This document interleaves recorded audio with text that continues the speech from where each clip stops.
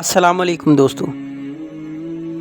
دوستو سب سے پہلے میرے چینل حافظ سہیل 675 کو سبسکرائب کر لیں اور بیل آئیکن کو دبا دیں تاکہ ہر نئی آنے والی ویڈیو سب سے پہلے آپ تک پہنچ سکے۔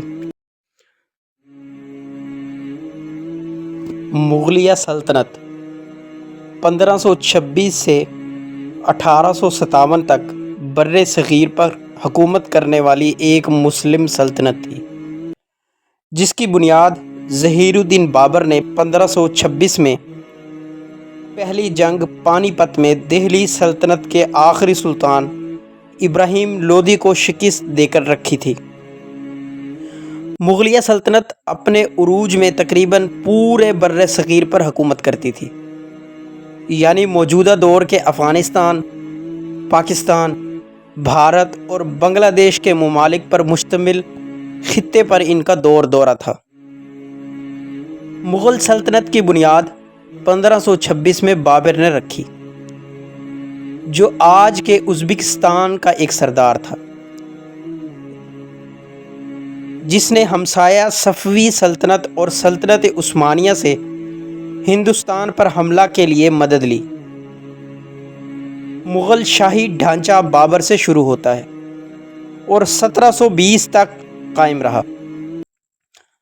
مغل سلطنت کے آخری طاقتور شہنشاہ اورنگ زیب کے دور حکومت میں سلطنت نے اپنی زیادہ سے زیادہ جغرافیائی حد تک رسائی حاصل کی۔ اس کے بعد 1760 تک پرانی دلی اور اس کے آس پاس کے علاقے میں کمی واقع ہوئی۔ سلطنت کو 1857 کے ہندوستانی بغاوت کے بعد برطانوی راج نے باضابطہ طور پر تحویل کر دیا۔ 17ویں صدی میں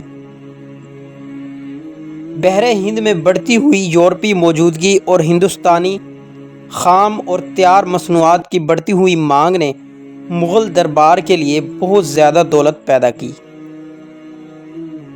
مغل دور میں مصوری، ادبی شکلوں، ٹیکسٹائل اور فن تعمیر کی زیادہ سرپرستی ہوئی۔ خاص طور پر شاہ جہاں کے دور حکومت میں جنوبی ایشیا میں مغل یونیسکو کے عالمی ثقافتی ورثے کے مقامات میں درج ذیل جگہوں میں شامل ہے۔ آگرہ کا قلعہ،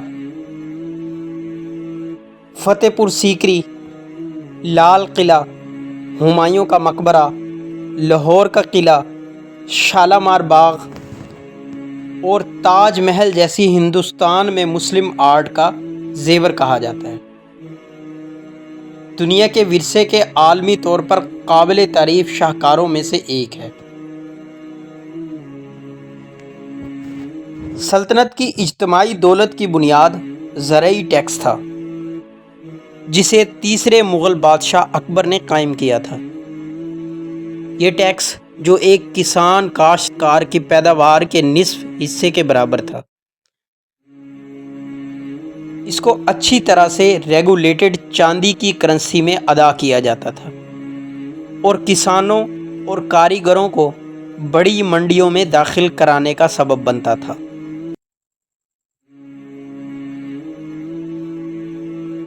ہم عصروں نے بابر کی قائم کردہ سلطنت کو تیموری سلطنت کہا، جسے مغل بھی خود استعمال کرتے تھے۔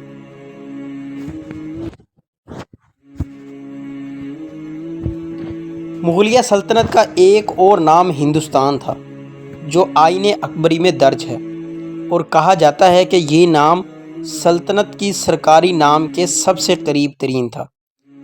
مغل انتظامی دستاویزوں میں سلطنت کو بلاد ہندوستان یا ہندوستان دیش اور ولایت ہندوستان یا ہندوستان ڈومین کے حساب سے ذکر کیا گیا ہے۔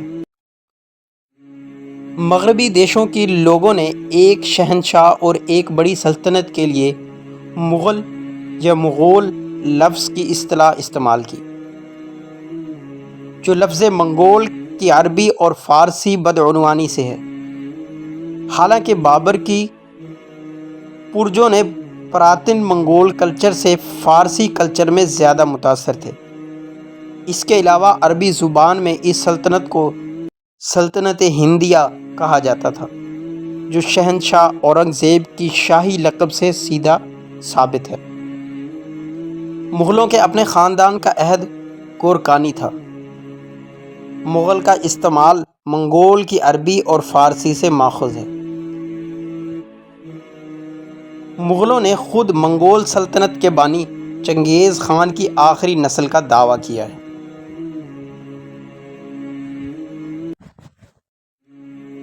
تاریخ: سلطنت مغلیہ کا بانی ظہیر الدین بابر تھا، جو تیمور خاندان کا ایک سردار تھا۔ ہندوستان سے پہلے وہ کابل کا حاکم تھا۔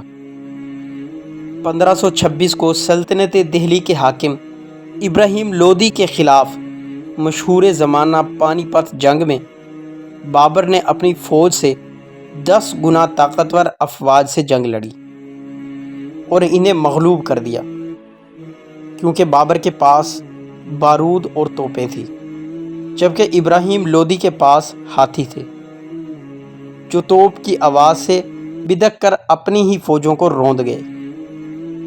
یوں ایک نئی سلطنت کا آغاز ہوا۔ اس وقت شمالی ہند میں مختلف آزاد حکومتیں رائج تھیں۔ علاوہ ازیں وہ آپس میں ہی معرکہ آرا تھے۔